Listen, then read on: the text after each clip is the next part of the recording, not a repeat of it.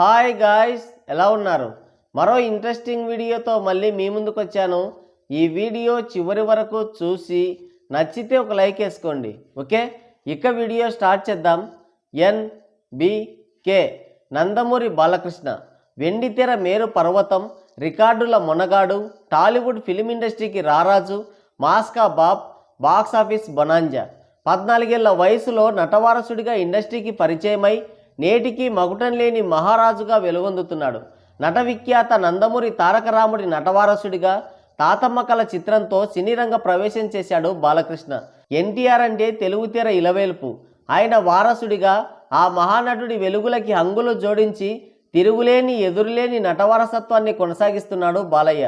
తండ్రి చాటు బిడ్డగా కెమెరా ముందుకొచ్చిన ఆయన నటనలో, వ్యక్తిత్వంలో, రాజనీతిలోనూ తండ్రికి తగ్గ తనయుడు అనిపించుకున్నాడు. 50 సంవత్సరాలుగా ప్రపంచ తెలుగు సినీ లోకాన్ని అలరిస్తున్నాడు బాలకృష్ణ. సినిమాల్లో అయినా, నిజ జీవితంలో అయినా మేలివన్య రాజసం, వెనుతిరగని నైజం, ఉన్నది ఉన్నట్టుగా మాట్లాడే నిజాయితీ, పని పట్ల నిబద్ధత. మహానటుడు, విశ్వవిఖ్యాత నట సార్వభౌమ అన్న ఎన్టీఆర్ కొడుకే అయినా బావ చంద్రబాబు రాజకీయాల్లో చక్రం తిప్పుతున్నా తను ఎమ్మెల్యే అయి ఉండి కూడా అవినీతి మరకంటని ఆదిత్యుడు బాలయ్య. బసవతారకం క్యాన్సర్ హాస్పిటల్ స్థాపించి ఎంతోమంది నిరుపేదలకు వైద్య సహాయం అందిస్తున్న దాత. తనని నమ్ముకున్న దర్శకులకి, నిర్మాతలకి కొండంత అండ. కొన్ని కోట్ల మంది అభిమానాన్ని సంపాదించుకున్న గొప్ప మనిషి. నటనలోనే కాదు, వ్యక్తిత్వంలోనూ ఉన్నత భావాలు కలిగిన వ్యక్తి బాలయ్య. అలాంటి బాలయ్యని నేడు దేశ అత్యున్నత పురస్కారాల్లో ఒకటైన పద్మభూషణ్ అవార్డు వరించింది. కళారంగానికి ఆయన అందించిన విశిష్ట సేవలను గుర్తించిన కేంద్ర ప్రభుత్వం ఆయన్ని పద్మభూషణ్తో గౌరవించి సత్కరించింది. చాలా కాలం తర్వాత ఒక ఉన్నతమైన వ్యక్తిని ఒక విశిష్ట సేవా పురస్కారం వరించినందుకు తెలుగు జాతి పులకించిపోతుంది. తాము సాధించిన ఘనతగా ఉప్పొంగిపోతుంది. అయితే ఏంటి బాలయ్య గొప్ప అనేవాళ్ళు కూడా ఉన్నారు. టీడీపీ అధికారంలో ఉంది కాబట్టి అవార్డు ఇప్పించుకున్నారు అనే విధవలు కూడా ఉన్నారు. అయితే ఏంటి బాలయ్య గొప్ప అనేది ఇప్పుడు చూద్దాం. టాలీవుడ్ ఫిలిం ఇండస్ట్రీలోనే అన్ని రకాల జానర్స్ని నమిలి ఊసేసిన హీరో బాలయ్య. పరిపూర్ణ నటుడిగా గుర్తింపు పొందాడు. హిట్టు ఫ్లాప్తో సంబంధం లేని ఏకైక హీరో.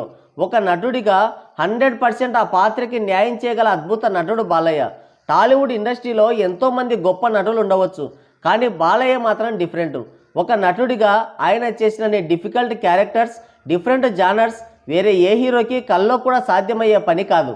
చారిత్రకం, పౌరాణికం, జానపదం, సాంఘికం, science fiction, faction, action, comedy, devotional, horror, ఇలా జానర్ ఏదైనా, క్యారెక్టర్ ఎలాంటిదైనా సరే అవలీలగా చేయగల వర్సటైల్ యాక్టర్. అసలు నువ్వు ఏ జానర్లో సినిమా చూడాలనుకుంటున్నావో చెప్పు. నీకు జానపద చిత్రం చూడాలనుందా?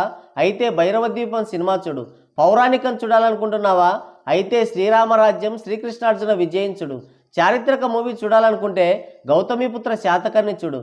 ఫ్యామిలీ ఎంటర్టైనర్ చూడాలంటే పెద్దన్నయ్య చూడు. సైన్స్ ఫిక్షన్ చూడాలా? ఆదిత్య 369 చూడు. యాక్షన్ మూవీ చూడాలంటే పైసా వసూల్, లక్ష్మీ నరసింహ చూడు. పవర్ఫుల్ మాస్ మూవీ చూడాలంటే సింహ, లెజెండ్, అఖండ చూడు. ఫ్యాక్షన్ మూవీ చూడాలంటే సమరసింహారెడ్డి, నరసింహనాయుడు చూడు.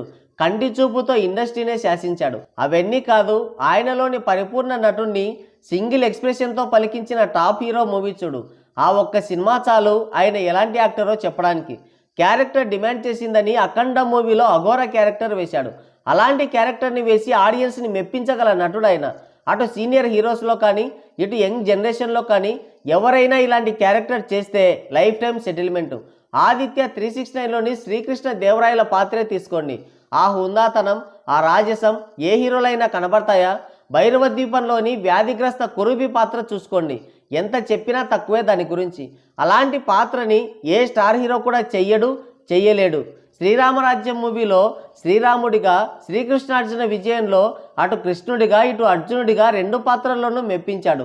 టాలీవుడ్ సినీ చరిత్రలో ఇటువంటి పౌరాణిక చిత్రాలు చేయాలంటే ఆ దర్పం, ఆ రాజసం, ఆ ముఖ వర్చస్సు, ఆ తేజస్సు ఒక్క నందమూరి తారక రామారావు గారికే ఉండేది.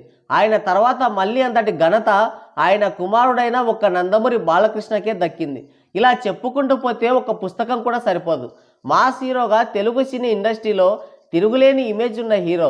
మాస్ అనే పదానికి కేర్ ఆఫ్ అడ్రస్ బాలయ్య. సినీ హిస్టరీలో బీసీ సెంటర్లకి ఆద్యుడు బాలయ్య. హిట్టు ఫ్లాప్తో సంబంధం లేని ఏకైక హీరో. టాలీవుడ్ ఇండస్ట్రీకి సూపర్ హీరో. ఇండస్ట్రీ కష్టకాలంలో ఉన్న ప్రతిసారి తన సినిమా కలెక్షన్స్తో అమృత ధార కురిపించి జీవం పోశాడు. అణువున నటన నింపుకున్న ఒక ఎనర్జెటిక్ పవర్. క్యారెక్టర్ డిమాండ్ చేసిందంటే చాలు ఒంటి నిండా బూడిద పూసుకొని కపాలాలు మెడలో వేసుకొని తిరిగే అఘోర క్యారెక్టర్ అయినా, ఒంటి నిండా చీము నెత్తురు కారుతూ అందవిహీనంగా ఉండే కురూపైనా, గొడ్డలి చేత పట్టి శత్రువుల్ని అడ్డంగా తెగనరికే పవర్ఫుల్ ఫ్యాక్షనిస్ట్ అయినా, హావభావాలతోనే రక్తి కట్టించగల పౌరాణిక పాత్ర అయినా సరే ఒక్కసారి ఆ గెటప్ వేసుకొని ఆ పాత్రలోకి దిగాడంటే ఇక ఆ పాత్ర ఔన్నత్యమే మారిపోతుంది. దర్శకుల ఊహాజనిత అద్భుత అపురూప రూపానికి ప్రాణం పోస్తే ఎలా ఉంటుందో అలా ఉంటుంది ఆయన ఆహార్యం. కంటి చూపుతోనే ఇండస్ట్రీని శాసించిన హీరో. అచ్చమైన తెలుగులో మాట్లాడుతూ ఆ తెలుగుదనానికే వన్నె తెచ్చిన హీరో బాలయ్య. సంస్కృతి సాంప్రదాయాలకి మరో రూపం. అలాంటి అద్భుత కళాకారుణ్ణి వరించింది దేశ అత్యున్నత పురస్కారం. ఒక కళారంగం మాత్రమే కాదు, ప్రత్యక్ష రాజకీయాల్లోనూ బలమైన ముద్ర వేశాడు బాలయ్య. 2014, 2019, 2024 ఎన్నికల్లో అప్రతిహతంగా హిందూపురం నియోజకవర్గ ఎమ్మెల్యేగా అక్కడి నుంచి గెలుపొంది హ్యాట్రిక్ సాధించిన సినీ రాజకీయ నాయకుడు బాలయ్య. 2019లో జగన్ గాలి బలంగా వీస్తున్నా కూడా తన కుర్చీని మాత్రం కదపలేకపోయింది.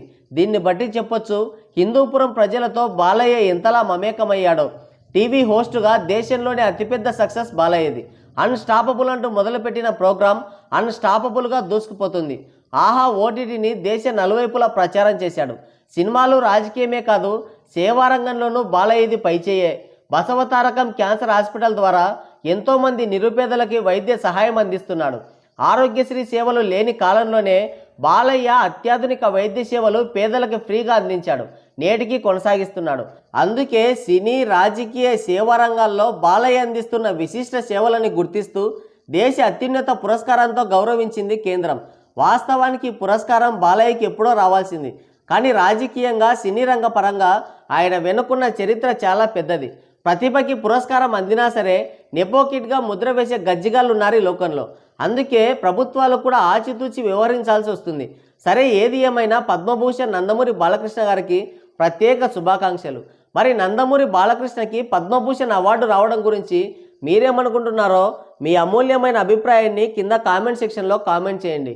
సో గాయ్స్, ఇది వీడియో. మరోసారి మరో ఇంట్రెస్టింగ్ వీడియోతో మళ్ళీ కలుద్దాం. Thank you. Take care. Bye bye.